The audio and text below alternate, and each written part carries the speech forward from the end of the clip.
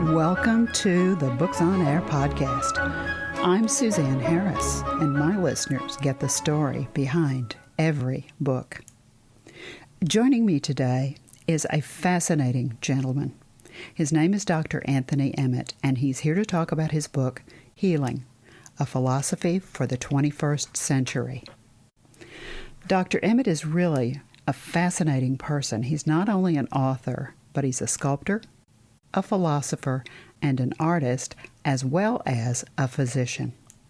He was formerly a clinical professor of surgery at the University of Queensland, Australia, and he was a plastic reconstructive surgeon at Wellington Hospitals, Royal Children's Hospitals, the Mater Adult and Children's Hospitals, and the Princess Alexandra Hospitals.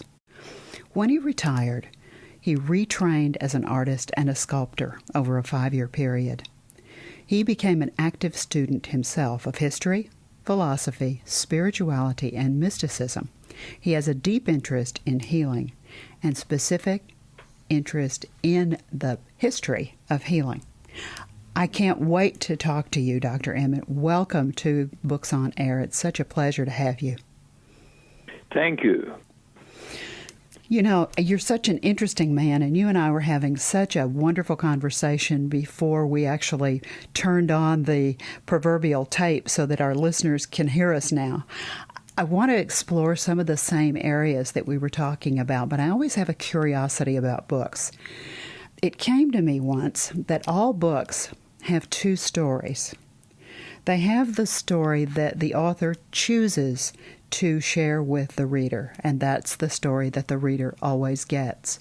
But every book has a second story, and that second story is, why was the book written? How did the book come into being? Tell me about how Healing, A Philosophy for the 21st Century came into being. Well, after a life as a teacher and a surgeon, doing reconstructive surgery, often congenital deformities, children born the wrong way, I have come to recognize the power of belief in healing. I saw this first. My father was a surgeon in the northern part of Australia, and he was an agnostic, but he had a very strong feeling that people needed to believe in the healing.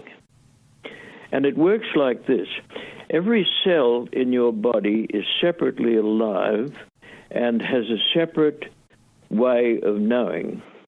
And when you believe that you are going to get better, that you are well, you send this belief to your cells, each of which is aware, and they... You know, every cell in your body is multiplying. You replace your body every 7 years.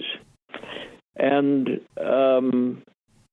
each of those cells has a way of knowing how you feel. If you are happy and well, you will transmit that message to the cells of your body, and they will be happy and well. So that... when you wish to be well, you can be by the thoughts you hold in your mind. And most people don't realize that, and that's why I've written this book, because I want people to know that they have within their own ability, they can transform themselves, they can be well, and they can be happy. A lot of people don't know this. A lot of people don't remember it when you tell them. And that's why I put it in book form, so that people can have a book that they can look these things up. And it's all so simple, really, you know. It's so simple and yet so complex, right? Well, yes, but much of life is like that. It's really what you make it. I guess that's why we come into this life, to learn and to teach others. It's very important. Oh, I couldn't agree more.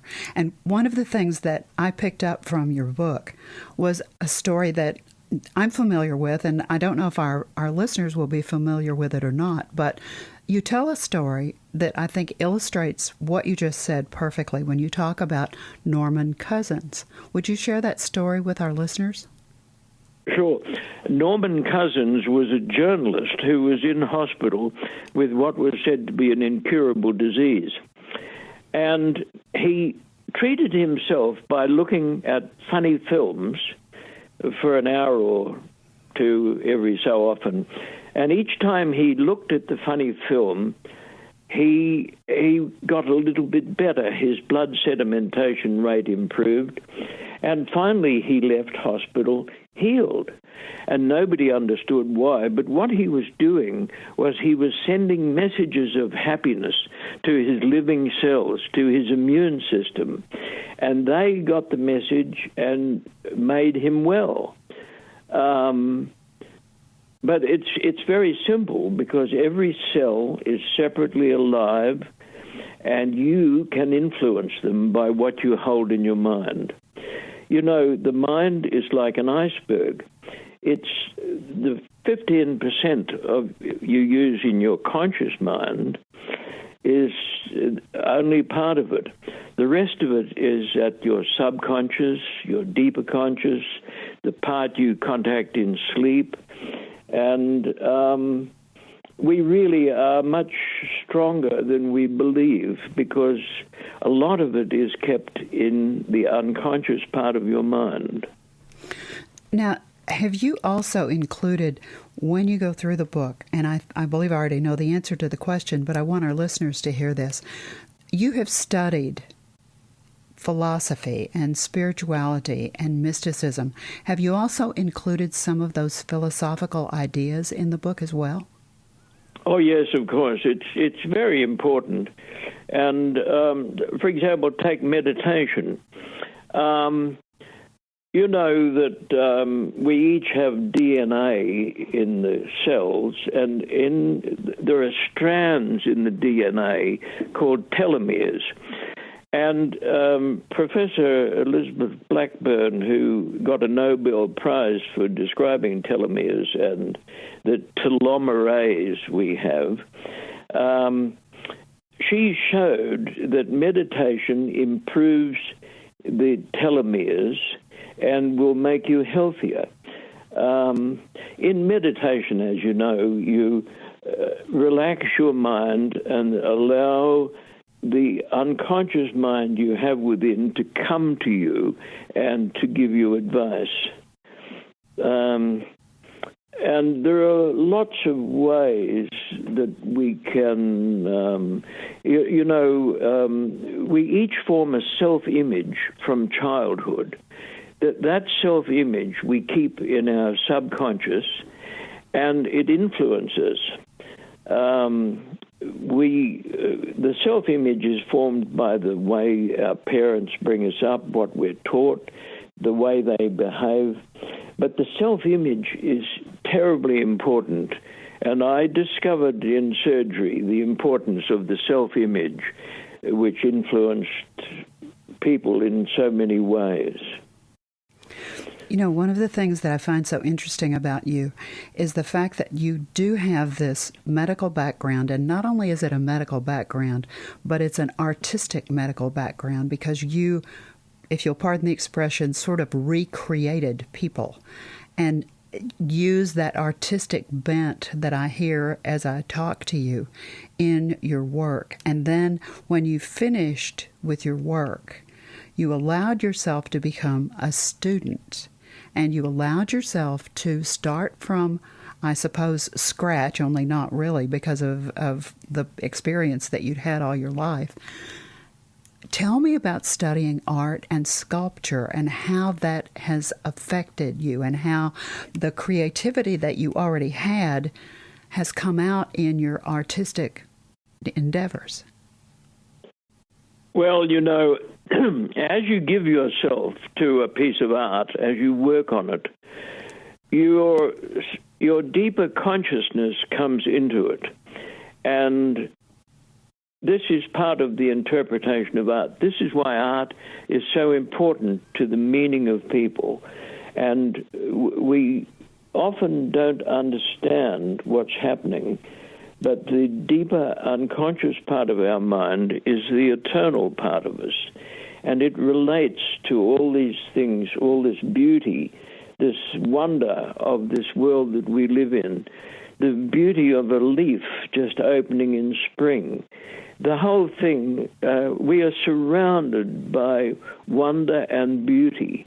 And to recognize this and to recognize the absolute privilege it is to have a life on earth, even though it's short, is something that art conveys in ways that are not conveyed in the conventional conversation.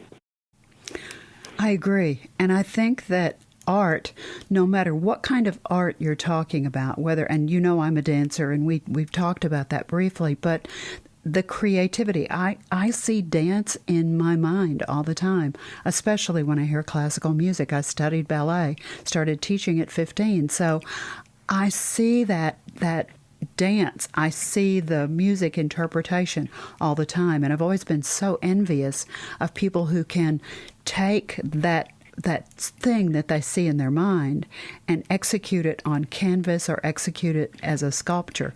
And I've seen some of your work. We'll talk about that in a few minutes. But when you're doing your let's say your sculpture, because there was a head that I saw on the website that we're going to give later that really captivated me. How does that work for you? Do you see it in your head? Does it just come out your hands? How does that creative happen for you? Well, it happens actually in many different ways.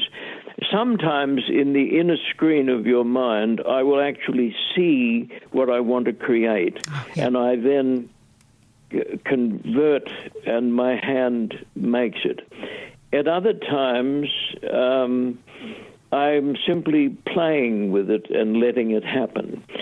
Because in the expression of art, your unconscious mind will come through when you just relax your conscious mind. Don't try too hard. Just let it happen, and it will occur. Because we all have that deeper knowing in the part of the mind that is unconscious in the everyday, but it's who you really are.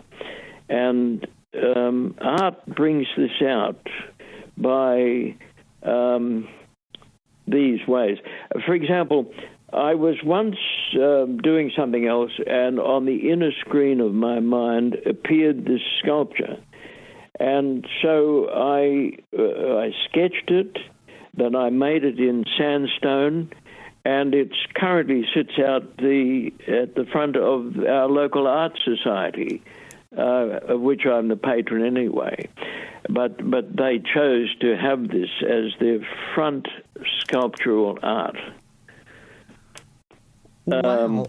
Wow. I love it. There is no single way that it happens. You can pick up a pencil and you can idly sketch something. It's a good exercise when you're sketching. Don't rub anything out. Just keep your pencil moving and let it move and make shapes and forms, and you'll be amazed at what comes out. At other times, you can deliberately set out to draw a tree, a leaf, a bird, whatever. But don't restrict yourself to what you're seeing. Allow your imagination, which is your deeper self, to flow through and alter things. And just keep going. It'll happen. It's lovely. Isn't that almost a form of meditation in itself? It is, and that's a very important part of the process, because we are more than we think we are. We have in our unconscious mind the ability to do great things, and it's by believing that and letting it happen that it occurs. Oh, I'm enjoying our conversation so much. Let's give our listeners, and this is a very difficult task I'm about to ask of you, let's give them a brief overview of what your book covers. I know that's a very difficult thing to ask you to do. No, I am attempting to show people that what they carry in their mind, in their conscious mind and their unconscious mind, has much more power than they believe, and they can create their own health and happiness by the thoughts that they carry and create. And the importance of love. You know, children learn love in the first 2 years of their life, and they file that in their subconscious, and it influences them every day. So and it's the same with movement. A baby is learning to move. It's learning to move its fingers, and, you know, it files that learned movement in its subconscious. It's the same with the tennis stroke, the golf stroke, or a gymnast doing backflips, or a diver from a high platform doing 2 twists and then going into the water. All of that has been learned and filed in the subconscious. And then you call on it and it comes through, and it delivers in a much faster way than your conscious mind could. Many people are aware of this, many are unaware of it. But what you hold in your unconscious mind is the power of your life. It's also the love, the beauty, and the fascination. I just think this is so interesting. You also you talk about spirit guides and teachers and clairvoyance. Tell me a little bit about spirit guides. What's in your book? Well, we all have spiritual guides. You know, we're on this earth here for a relatively short time, but that's not the beginning of our life, and it's not the end of it, because we have been here before, and we will be again. And each of us, you know, there are other dimensions around this. It's like frequency wavelengths on your radio. We exist in several dimensions. We are a multidimensional creature, and the other dimensions are invisible. We're getting used in this civilization to invisible energies. What makes your mobile phone work, your cell phone? What makes all kinds of things work? It's the invisible energy. Well, there are other invisible energies around, and you have spirit guides. You may not know it. We all have them. Among my spirit guides are people I've had previous lives with, and some fascinating creatures. And what they advise, and sometimes it's in sleep, sometimes if you let yourself daydream, but you are always with others, though you may not see them. But don't be afraid of that, because it's all good, and your friends are there to help you. Many of the authors that I interview, especially the fiction writers, will talk about something like that occurs for them. They'll say, I don't know where the idea or the conversation or the characters came from. They just were there. And precisely. And it's almost that magical kind of thing. And it makes sense that there would be something there that's guiding us, that's helping us with that creativity and with that imagination. Yes. You should believe in the good in all things. You should keep that in your mind, and you should have love in your mind. And you will be guided in these things by your friends who are there, but you can't see them, but they make themselves known, sometimes in sleep. At one stage when I was researching spiritual healing, I woke up in the morning with the word Epidaurus in my mind, and I had no idea what that was. I looked it up in the encyclopedia on Wikipedia, and I found that they call it Epidavros now. It's in the Peloponnese of southern Greece, and it's where the physician Hippocrates was said to have trained. And they used the power of suggestion much more in healing than we do. And what they would do is suggest to people that they were well. Now, if you believe you are well and you really believe that, it will come to pass. The mind is a much more powerful thing than most people realize. And this is one of the things I've tried to bring out in the book, is that in our mind, we are able to accomplish great things in this life, but we must first believe that it is so. The power of belief is enormously strong. I first saw that in my father when I was a child. Well, and you also have an illustration in your book that you tell a story about a young man that was a burn victim. And because so much of his body was damaged by burns, everyone assumed that he would just pass away. Would you tell that story? Yes. We had excised and skin grafted a large part of his body, and the burns were healing very well, but it was all just too much for him. He was just, you could see he was dying. So we had his mother come in and live in the next room in the burns ward, and she was able to give him love. And that love turned him around. He stopped dying. He started recovering. And he left hospital. He was rehabilitated. But, you know, the strongest medicine we could give him was the love. I couldn't agree more. I thought that was such... I like the two illustrations that I discovered, the Norman Cousins story and the story about the young man who was a burn victim. And I thought that both of those really illustrate what you're talking about in the book so well. Yes. Yes, love is the most powerful medicine we have.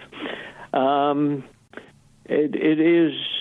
We don't understand it, of course. It's like consciousness. It's like gravity. It's one of the great forces in life. And if you give yourself to it and happily embrace it, it's wonderful. And they say the best things in life are free, and that's what they're talking about. Well, I'm sure that our listeners, if they've not been captivated, I can't imagine, because I am. I just think you and I could talk and talk and talk, because this is so interesting. I'd like to let our listeners know where they can find the book. Now, it is available on Amazon, and if you've never bought a book, if you've never bought a book on Amazon, just put Amazon. You can even put www if you choose in your browser and just click on it, and their website comes up. What you want to do is look for the long sort of a gray beige box, and in that box you're going to type the title of Dr. Emmett's book, and I'm going to give you that specific title and do some spelling for you. The title of the book is Healing,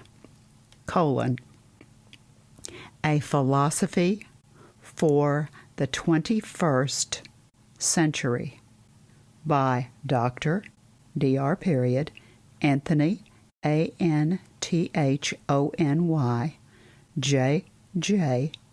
Emmett, Emmet. Put that in your search feature, click on it, and the book will come up. Now, if you look in the upper right-hand corner of the representation of the cover, you'll see two words. It says, "Look inside." For the longest time, I didn't understand what that meant.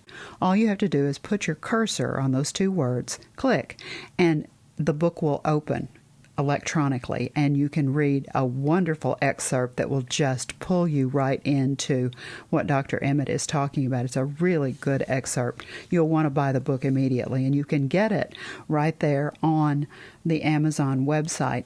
Or, Dr. Emmett, I believe it's available from your publisher. Who is your publisher? The publisher is Balboa Books.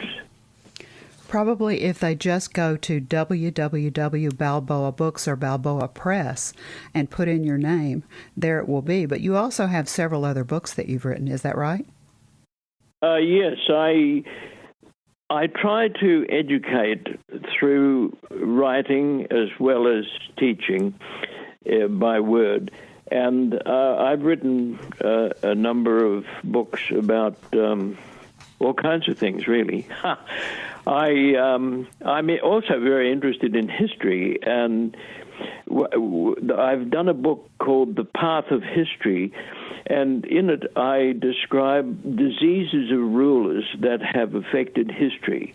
And it's a fascinating story also, how that has affected people's lives and goes on affecting them.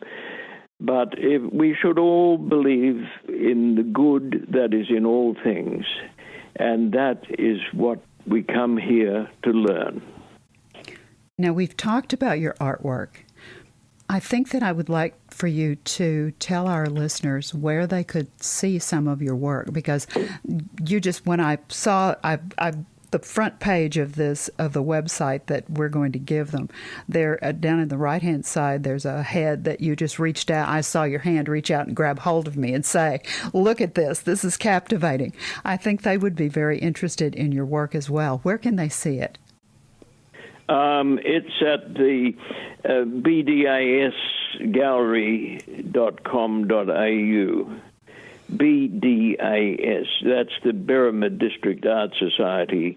And I have been the patron of that society for many years, and I give a sculpture prize each year to encourage young sculptors to produce work and enter it. Wonderful.